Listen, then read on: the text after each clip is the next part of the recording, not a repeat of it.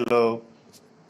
मैं doctor Satyendra Kumar Singh, assistant professor political science, DAV PG college Siwan, आप सबका हार्दिक स्वागत करता हूं। आज हम जयप्रकाश नारायण के प्रसिद्ध विचार सर्वोदय के बारे में अध्ययन करेंगे। जयप्रकाश नारायण ने अनुभव किया कि जो प्रचलित समाजवाद है उनके द्वारा निर्धारित आदर्शों तथा मूल्यों को प्राप्त नहीं किया जा रहा है तथा मानवता को स्वतंत्रता, समानता, भाईचारे तथा शांति के महान उद्देश्यों की ओर ले जाने में वह समर्थ नहीं हो पा रहा है।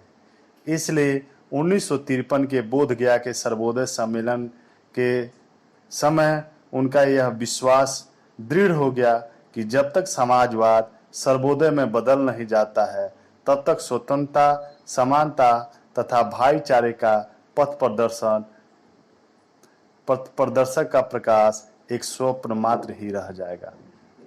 उनका झुकाव अब पूरी तरह से सर्वोदय की ओर हो गया, जो राज्य तथा शक्ति राजनीति के पूर्णतः विपरीत विचारधारा है।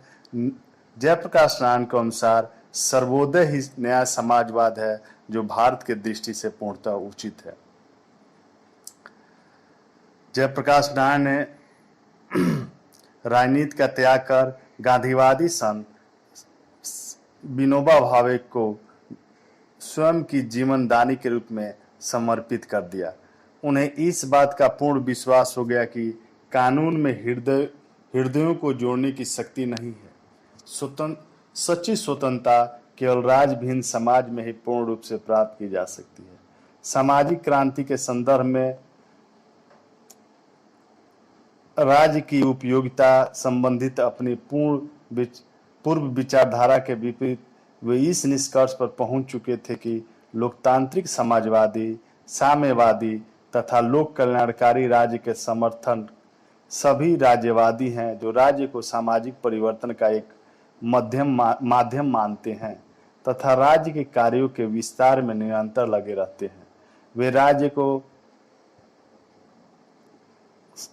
एक ऐसे कारक के रूप में मानते थे जिसने जनता की स्वतंत्रता हरण कर लिया है।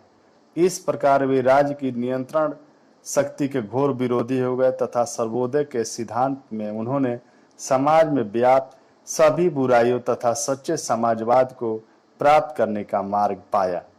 उन्होंने राज्य के समाजवाद के विकल्प के रूप में लोक समाजवाद को प्रस्तुत किया, लोक समाज की अवधारणा को प्रस्तुत किया।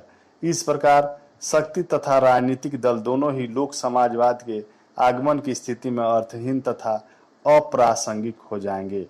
उनके अनुसार निस्वार्थ कार्यकर्ताओं का दल लोगों के बीच घूम घूम कर उन्हें स्वावलंबन तथा नियंत्रण के आधार पर जीवन की तलाश तथा पहचान करने में सहायता करेगा। ऐसा प्रतीत होता है कि जयप्रकाश नारायण के ऊपर गांधी जी द्वारा स्वतंत्रता प्राप्ति के पश्चात भारतीय राष्ट्रीय कांग्रेस को अपना राजनीतिक दल का अस्तित्व बदलकर लोक सेवक संघ के रूप में एक नए अवतार में सामने आना चाहिए कि परामर्श का गहरा असर पड़ा था। राजनीति से संन्यास लेने के 3 वर्षों बाद जयप्रकाश नारायण ने प्रजा समाजवादी दल की अपनी सदस्यता छोड़ दी। उनके शब्दों में, ये राजनीति में व्याप्त बुराइयां नहीं थी जिससे मुझे इसकी ओर से विकर्षित किया, बल्कि सर्वोदय की नई राजनीति का आकर्षण था। मैंने इसे दल तथा शक्ति की राजनीति से अलग जन राजनीति की संज्ञा दी है। सर्वोदय महात्मा गांधी द्वारा स्थापित विकेंद्रीकरण तथा ग्राम स्वराज्य पर आधारित राष्ट्रीय पुनर्निर्माण का नियोजन था। गांधी जी की मृत्यु के पश्चात आचार्य विनोबा भावे के नेतृत्व में उनके कुछ अनुयायियों ने इसे जीवित रखा। अपने कुशल नेतृत्व तथा सर्वोदय की योजनाओं तथा विचारों के प्रचार प्रसार में एक नई ऊर्जा भरने के कारण इस आंदोलन में विनोबा भावे के बाद जयप्रकाश नारायण का नाम सबसे महत्वपूर्ण हो गया। राज्य की बढ़ती हुई शक्ति पर नियंत्रण स्थापित करने के उद्देश्य से जयप्रकाश नारायण ने विकेंद्रीकरण के सिद्धांत को अपनाने का सुझाव दिया। उन्होंने योजनाओं तथा प्रशासन को भारतीय संसदीय लोकतंत्र में निरंकुशता के चिन्ह के रूप में देखा। आर्थिक योजनाएं रोजगार एवं वितरण के बजाय उत्पादन तथा विक्रय के अर्थशास्त्र में फंस गई थी। उनके अनुसार भारत की मुख्य आवश्यकता छोटे उद्योगों को बड़े पैमाने पर बढ़ावा देने की थी। गांधीवादी संशोधनों से युक्त अपने नए समाजवाद, जिसे सर्वोदय के नाम से जाना जाता है, के मुख्य तत्वों के रूप में उन्होंने भूदान, ग्राम दान, संपत्ति दान तथा ग्राम स्वराज्य को चिन्हित किया। जयप्रकाश नारायण का विश्वास था कि भारत का राजनीतिक तथा आर्थिक विकास सिर्फ सर्वोदय के माध्यम से ही संभव है। ग्रामवासी स्वेच्छा से अपनी भूमि का स्वामित्व छोड़कर उससे पूरे ग्राम की भूमि घोषित कर देंगे। भूमि पर सहकारिता के आधार पर कृषि कार्य होगा। उन्नत कृषि तथा स्थानीय शिल्पकारों द्वारा स्थापित पूरक कुटीर उद्योग के माध्यम से ग्राम अपनी आधारभूत आवश्यकताओं की पूर्ति करेगा। ग्रामीण अपने आंतरिक योजनाओं के निर्माण ग्राम सम्मेलनों का आयोजन सर्वसम्मति से करेंगे।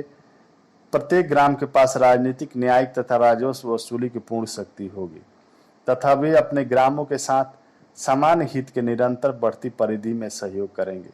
उनके अनुसार सर्वोदय नामक संस्था का निर्माण वर्तमान समाज से बुराइयों के उन्मूलन हेतु किया गया है।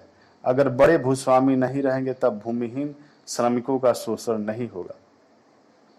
उसी प्रकार यदि शक्तिशाली राजनीतिक संस्थाएं नहीं होंगी तब शक्ति का दुरुपयोग नहीं हो पाएगा।